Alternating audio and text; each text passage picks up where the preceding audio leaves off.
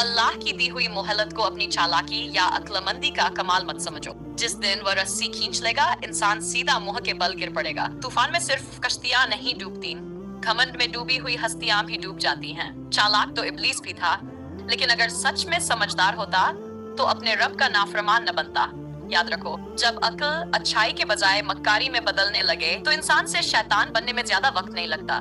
जब जिंदगी के हालात तुम्हें तोड़ने लगे तो याद रखो, सूरज का उजाला हमेशा सबसे गहरी रात के बाद ही आता है।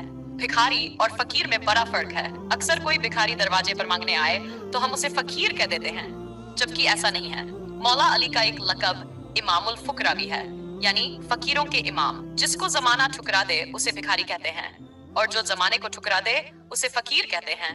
यह हैरानी की बात नहीं कि लोग रास्ते से भटके हुए हैं। असली समस्या यह है कि हर भटका हुआ इंसान दूसरे को सही रास्ते पर लाना चाहता है।